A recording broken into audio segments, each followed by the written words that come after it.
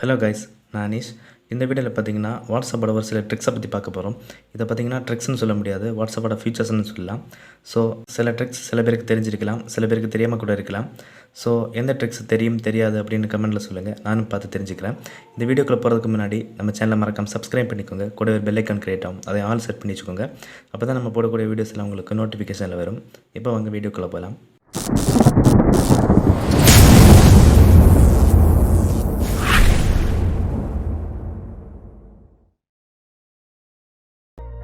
So first features எதில் இருக்குன்னு பார்த்தீங்கன்னா மெசேஜ் ரியாக்ஷன் அப்டேட்டில் தான் இருக்குது. இதுக்கு முன்னாடி நம்ம வாட்ஸ்அப்பில் அனுப்புகிற மெசேஜுக்கு ரியாக்ஷன் அனுப்ப முடியும். ஆனால் அவங்களே டிஃபால்ட்டாக கொடுத்துருக்க எமோஜிஸ் மட்டும் தான் நம்மளால் யூஸ் பண்ண முடியும்.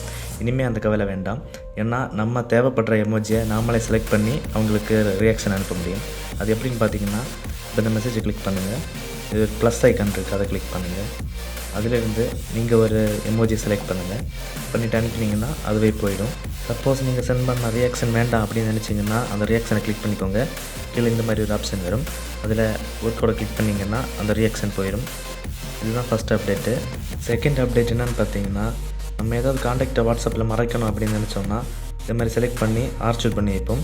ஸோ அப்படி நீங்கள் பண்ண ஆர்ச்சிவ்ங்கிற லிஸ்ட் வந்து வாட்ஸ்அப்பில் சேட் லிஸ்ட்டில் கீழே இருக்கும். ஆனால் இனிமேல் அது சேட் லிஸ்ட்டில் கீழே இருக்காது, சேட் லிஸ்ட்டில் மேலே பாட்டமில் இருக்கும். ஸோ அதை கிளிக் பண்ணி வேணுங்கிற காண்டாக்டை நீங்கள் ஓப்பன் பண்ணிக்கலாம். ஸோ மூணாவது அப்டேட் என்னென்னு பார்த்தீங்கன்னா, மெசேஜை டிலீட் பண்ணுற ஆப்ஷனில் இருக்குது.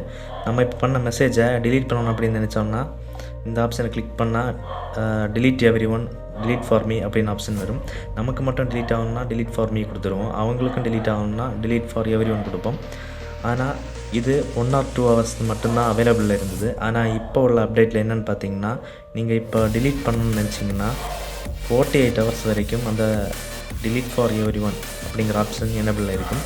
ஸோ அதுக்குள்ளே நீங்கள் வேணால் delete பண்ணிக்கலாம். இந்த அப்டேட் நிறைய பேருக்கு வந்திருக்கும், சில பேருக்கு வராமல் கூட இருக்கலாம். அவங்க ப்ளே ஸ்டோரில் போய் வாட்ஸ்அப்பை அப்டேட் பண்ணிக்கோங்க. இப்போ அடுத்த ஆப்ஷன் என்னென்னு பார்த்துக்கலாம். நம்ம பார்க்க போகிற கடைசி அப்டேட் என்னென்னு பார்த்தீங்கன்னா ஸ்டேட்டஸில் தான் இருக்குது. இது பார்த்தீங்கன்னா இன்னும் ஆண்ட்ராய்ட் வெர்ஷனுக்கு இது வரைக்கும் வரல. அது சீக்கிரமாக வரணும்னு நினச்சிங்கன்னா உங்கள் வாட்ஸ்அப்பை பீட்டா மோடுக்கு செட் பண்ணிக்கோங்க. இப்போது இது என்ன அப்டேட்னு பார்த்தீங்கன்னா, இது வரைக்கும் நம்ம ஸ்டேட்டஸில் ஒரு வீடியோ சாங் வச்சுருப்போம், ஒரு ஃபோட்டோ வச்சுருப்போம்.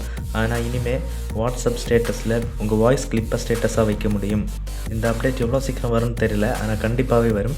அதுக்கான வேலைகள் நாங்கள் பண்ணிகிட்ருக்காங்க. ஸோ இது சீக்கிரமாக வரணும்னு நினச்சிங்கன்னா உங்கள் வாட்ஸ்அப்பை பீட்டா மோடில் செட் பண்ணிக்கோங்க. ஸோ இந்த மாதிரி யூஸ்ஃபுல்லான வீடியோஸ் பார்க்கணும்னு நினச்சிங்கன்னா நம்ம சேனலை மறக்காமல் சப்ஸ்கிரைப் பண்ணிக்கோங்க. இந்த வீடியோ பிடிச்சிருந்ததுன்னா மறக்காமல் லைக் பண்ணுங்கள், ஷேர் பண்ணுங்கள், கமெண்ட் பண்ணுங்கள்.